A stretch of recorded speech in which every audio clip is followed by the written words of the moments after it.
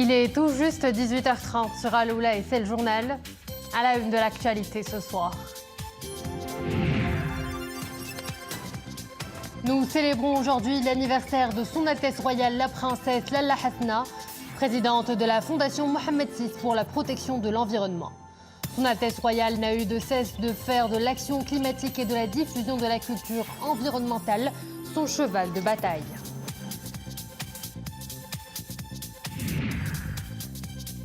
Le 68e anniversaire de l'indépendance célébré en grande pompe à Bruxelles par nos compatriotes établis en Belgique. Une célébration à laquelle ont été associées des personnalités belges, de grands moments de communion, de partage et de générosité. À Salé, baissé du rideau hier soir sur le Festival international du film de femmes. Un hommage aux femmes créatrices et réalisatrices d'œuvres cinématographiques. Cette année, c'est un film hongrois de la réalisatrice Noémie Veronica qui remporte le Grand Prix. Bonsoir à tous. Le 19 novembre de chaque année, le peuple marocain et la famille royale célèbrent l'anniversaire de Son Altesse Royale la Princesse Lalla Hasna. La princesse qui a fait de l'action climatique et de la diffusion de la culture environnementale son cheval de bataille au Maroc et à l'international. Cet heureux événement est l'occasion de mettre en avant les actions multiples de Son Altesse Royale la Princesse Lalla Hasna, présidente de la Fondation Mohammed VI pour la protection de l'environnement. Son Altesse Royale qui continue de se distinguer par son engagement personnel aussi bien dans les domaines de la bienfaisance et de la diplomatie que de la culture et du climat. Souada Nachet.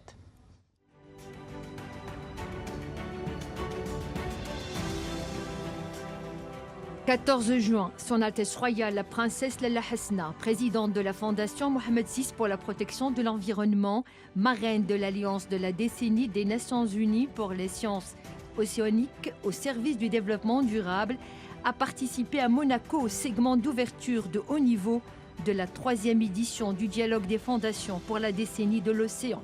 To raise awareness with millions of young people. En marge de cette manifestation, Son Altesse Royale a eu au Palais Princier de Monaco des entretiens avec Son Altesse Sérénissime le Prince Albert II, prince souverain de Monaco, marqué par la signature d'un mémorandum d'entente entre la Fondation Mohammed VI pour la protection de l'environnement et la Fondation Prince Albert II de Monaco. Son Altesse Royale, la Princesse Lalla Hasna, a visité par la même occasion le musée océanographique de Monaco.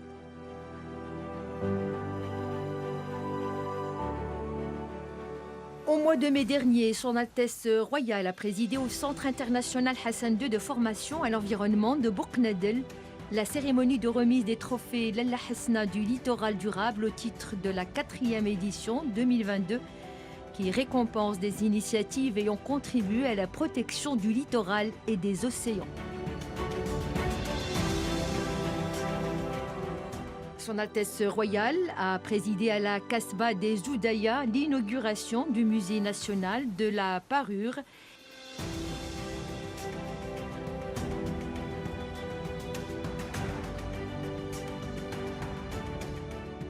Et le 8 janvier, Son Altesse Royale a inauguré à la place Bab el-Bahr l'exposition urbaine Rabat, un patrimoine de l'humanité, en célébration des 10 ans de l'inscription de la capitale du royaume sur la liste du patrimoine mondial de l'UNESCO.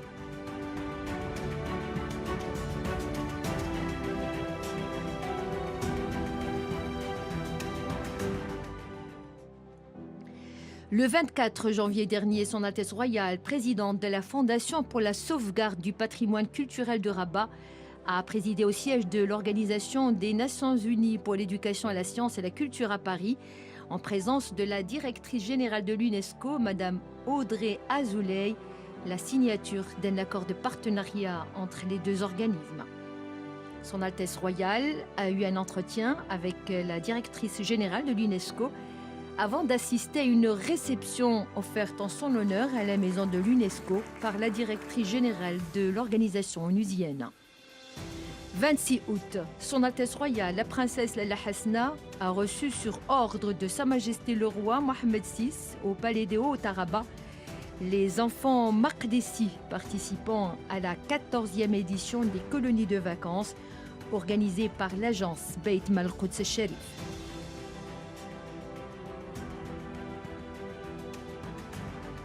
Le 15 novembre, Son Altesse Royale a présidé à Rabat le dîner de gala diplomatique annuel de bienfaisance, placé sous le haut patronage de Sa Majesté le roi Mohammed VI et organisé par l'ambassade de l'État des Émirats arabes unis et la Fondation diplomatique.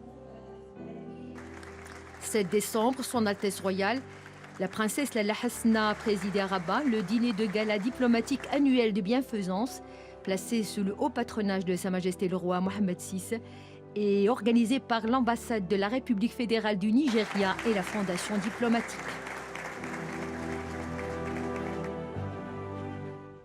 Revenons tout de suite sur les célébrations qui ont marqué la semaine qui s'achève. J'ai nommé les 3 glorieuses.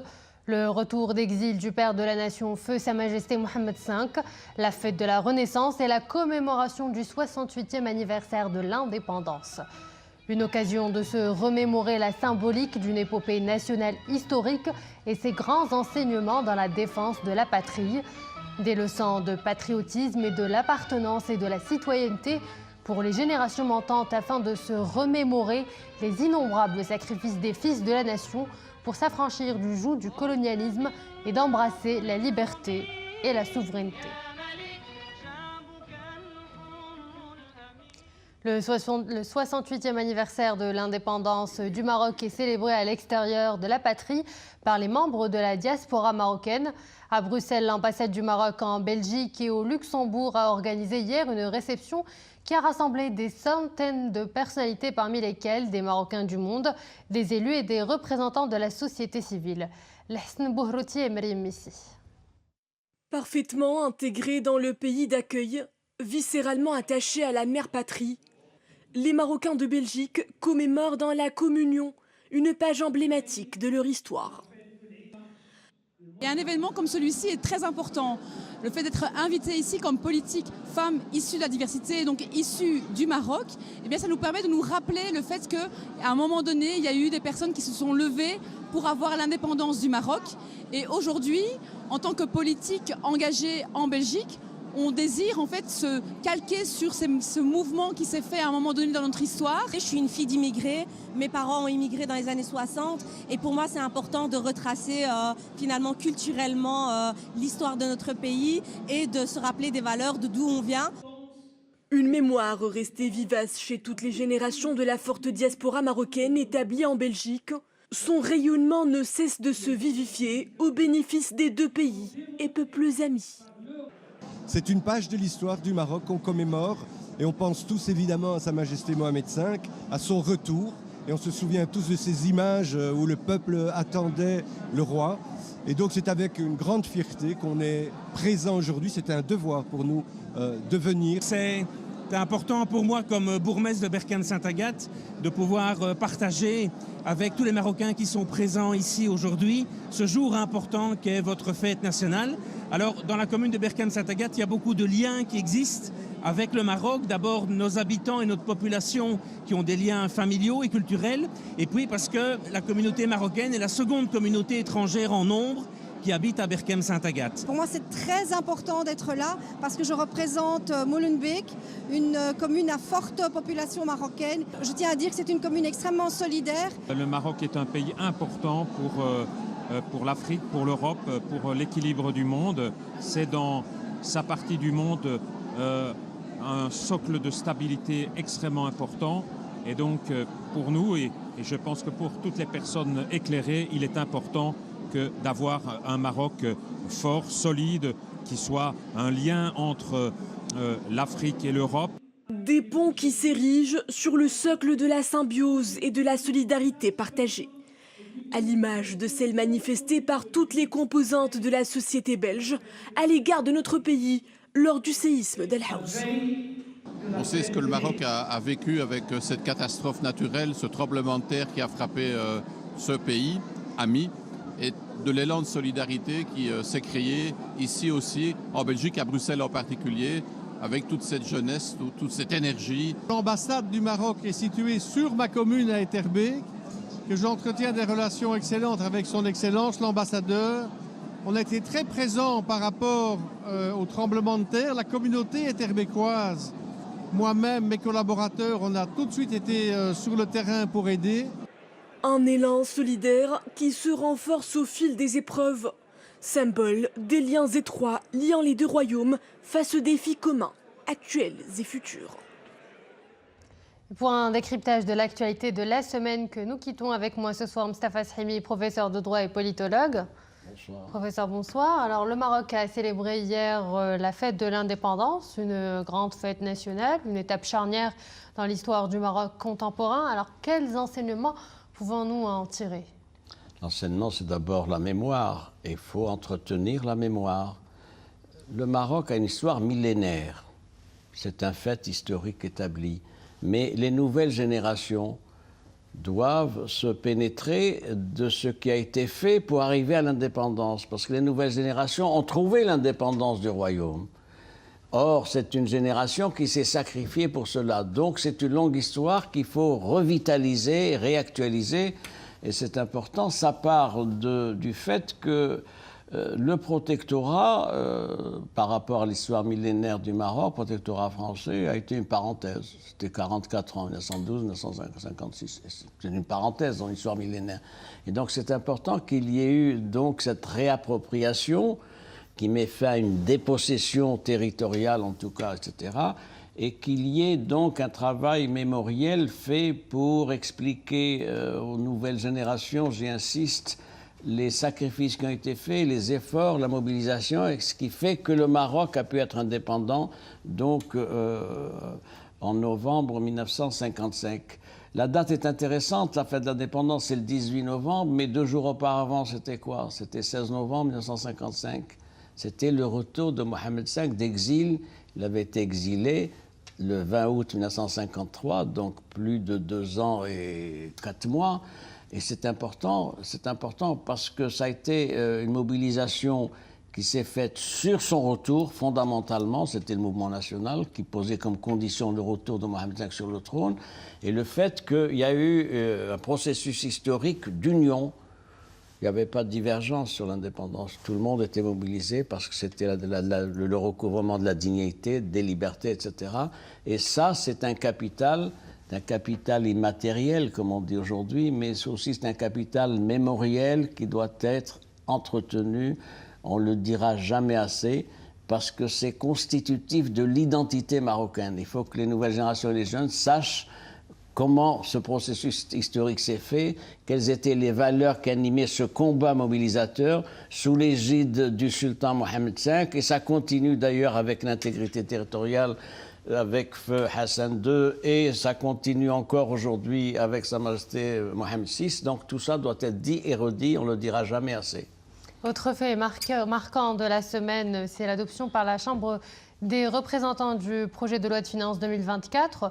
Les amendements portent principalement sur la réforme progressive de la TVA, la taxe intérieure de consommation et les tarifs des droits de douane. Quel commentaire en faites-vous? C'est le travail normal d'un Parlement. Le gouvernement soumet une procédure, présente un projet de loi de finances. Il y a des amendements.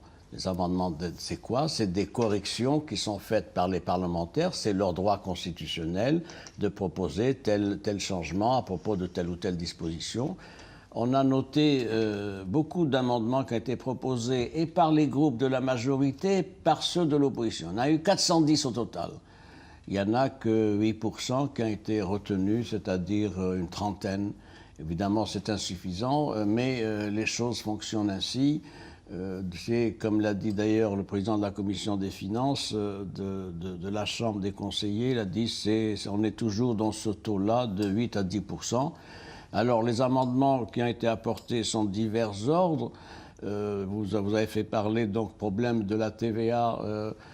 Il était question d'un taux de TVA sur l'eau domestique. Ça a été annulé avec l'accord, je parle des amendements avec l'accord du gouvernement évidemment, Il y a eu aussi l'abaissement du taux de TVA pour le transport urbain. Le gouvernement avait dans son projet 14%, ça a été réduit à 10%. Il y a également d'autres augmentations. Alors, évidemment, le gouvernement ayant besoin de recettes supplémentaires compte tenu des charges qu'il y a.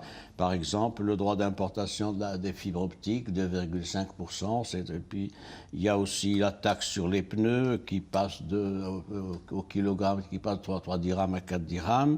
Il y a un gros dossier qui a été débattu, c'est le problème des droits de douane applicables aux produits électroniques. Produits électroniques, qu'est-ce qu'il y a sous ce terme générique? Il y a évidemment les micro-ondes, les séchoirs, les rasoirs, tout ça, mais essentiellement les appareils téléphoniques. Et savez-vous qu'il y a 3,7 milliards de dirhams d'importation de téléphones? C'est extrêmement important. Et donc tout ça, le gouvernement estimait d'abord c'est une sortie de devises, c'est de l'argent puisqu'ils sont importés, sont achetés à l'extérieur, vous le savez. Et puis, ce qui a été retenu, c'est un taux de 30% applicable à cela pour les appareils de moins de 5000 dirhams. Et donc, là aussi, c'est des choses intéressantes. Et puis, il y a d'autres amendements. J'ai un problème pour ce qui est d'une nouvelle mesure pour le rapatriement, la déclaration des avoirs détenus à l'étranger. Et oui, il faut le dire, il y a encore des avoirs à l'étranger qui ne sont pas déclarés.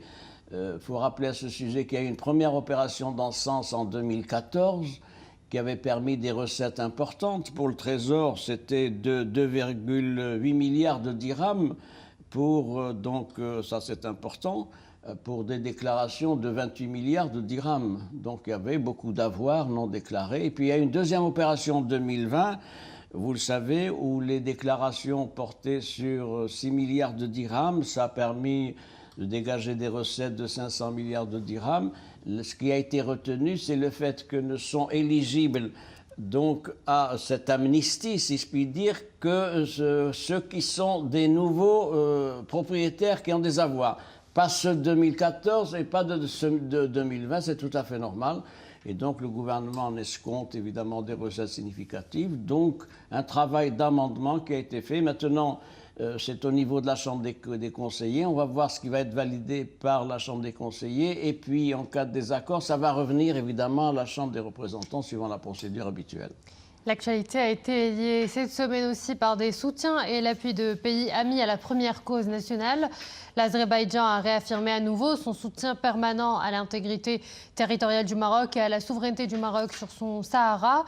Un nouveau triomphe de la diplomatie marocaine doublé de nouvelles opportunités de renforcement des échanges économiques et commerciaux. Oui, avec l'Azerbaïdjan, c'est intéressant parce que le Maroc et l'Azerbaïdjan partagent une mémoire commune. Ça peut surprendre, une mémoire commune, c'est-à-dire que le Maroc a recouvré son indépendance et l'Azerbaïdjan était sous tutelle soviétique. Elle n'a eu son indépendance qu'en 1991. Et donc ça crée des liens. Ça crée des liens du fait que ce sont des pays attachés à un certain nombre de valeurs, l'unité nationale, la cohésion nationale, l'intégrité territoriale. Et ça, c'est important à relever. Pourquoi? Parce que l'Azerbaïdjan est confronté à une dynamique séparatiste dans le Haut-Karabakh, vous le savez, et le Maroc est confronté donc avec ce qui se passe dans les provinces aériennes du fait des menées du pays voisin et du mouvement séparatiste. Donc ce sont des pays qui se retrouvent.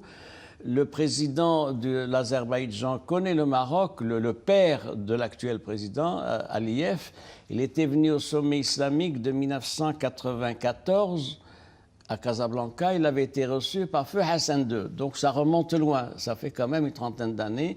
Il y a des relations diplomatiques entre les deux pays en 2006-2009. Et puis, il y a eu donc maintenant une visite. Il y a des actes de rapprochement de coopération. Le président de la Chambre des représentants, Talbi Alami, a été reçu à Bakou en mai dernier par la présidente de l'Assemblée nationale d'Azerbaïdjan. Il y a eu un communiqué commun, des contacts. Et puis, il y a cette commission mixte qui s'est réunie, qui a arrêté un certain nombre de principes communs, de partenariat renforcé, d'échanges, etc., avec toujours l'insistance mise dans le communiqué commun sur l'attachement à un certain nombre de valeurs de la Charte des Nations Unies, lesquelles la paix, la sécurité, la coopération, le respect des indépendances et de l'intégrité territoriale. Ça nous convient tout à fait.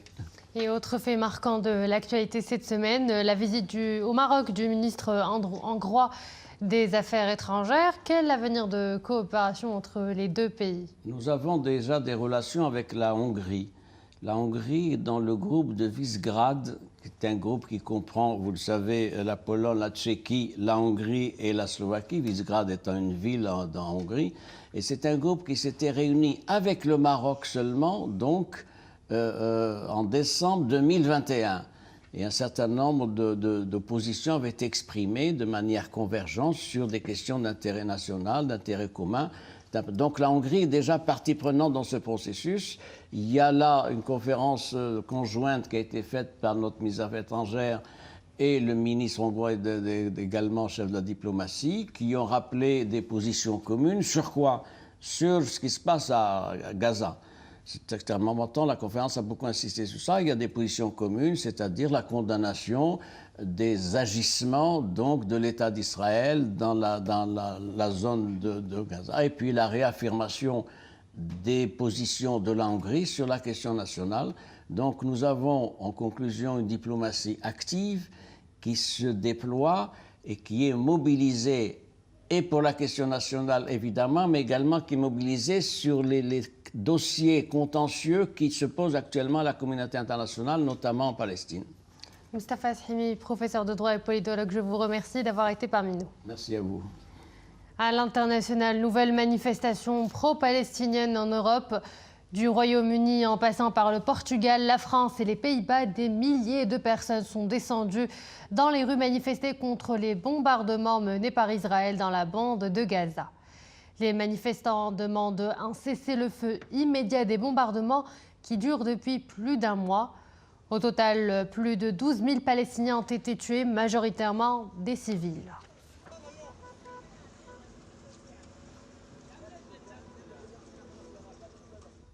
Retour à l'actualité nationale avec la mise en échec d'une tentative de trafic de drogue de 4,6 tonnes de Chira à Casablanca. Avortée par les éléments de la brigade anti-gang de la préfecture de police de Casablanca et la direction générale de la surveillance du territoire, l'opération a également permis la saisie de plus de 630 kg de Chira et de plus de 20 kg de cannabis. Puis cette autre opération de trafic international de drogue hier soir à Safi. L'opération a permis de mettre en échec une opération de trafic international de drogue de 2,1 tonnes de Chira via le port de Safi. Les perquisitions effectuées dans le cadre de cette affaire ont abouti à l'interpellation de 6 individus âgés, dont 2 éléments des forces publiques pour leur implication présumée dans le trafic international de cette cargaison. Page culture avant de refermer ce journal. Baissé du rideau sur le Festival international du film des femmes de Salé. Une cérémonie de clôture avec une pléiade d'œuvres cinématographiques en lice dans les 3 compétitions officielles. Elles ont été récompensées et c'est le film hongrois 6 Weeks qui a remporté le Grand Prix. Iman Slaoui et Atman Tazi avec Maria Awad. Actrice, réalisatrice et scénariste. C'est une pléthore de femmes venues des 4 coins du monde qui ont célébré chacune à leur manière la puissance cathartique des mères, des filles, des sœurs et des épouses. Des films engagés comme celui de Aya Moudden interrogent le spectateur sur la place de la femme dans la société marocaine. À la Fondation de la Banque Populaire pour leur soutien. J'ai réalisé mon premier film en 2017 et depuis, je n'ai eu de cesse de raconter des histoires.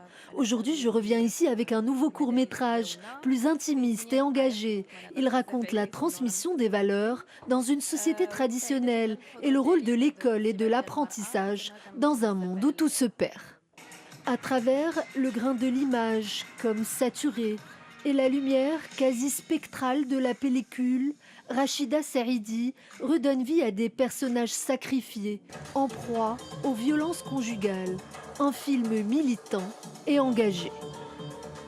Nous avons eu le prix des 2 rives pour le film Mustafa Hamid El-Jej de Mustafa Darqawi.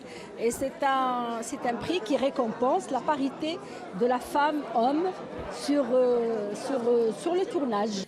Mi-Madone, mi-Matrone, cette 16e édition du Festival du film de femmes de Salé a mis en lumière le talent de la réalisatrice hongroise Véronique Szkajonié, qui a remporté le grand prix du premier long métrage pour son film Six Weeks, mais aussi la Suisse Elena Navry pour Blackbird Blackberry.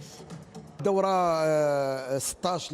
16e édition du Festival de femmes de Salé a été un grand succès. Non seulement le public était au rendez-vous, mais les films sélectionnés étaient très intéressants et poignants. Nous avons découvert des réalisatrices talentueuses et des actrices admirables. Les femmes apportent une réelle aura à l'industrie cinématographique. Il était une fois le cinéma de femmes, sorte de plaidoyer en l'honneur des femmes. Il milite pour la tolérance et la paix dans toute sa portée universelle. Et voilà, nous arrivons à la fin de cette édition. Merci à vous de l'avoir suivi. Excellente suite des programmes sur Al-Oula.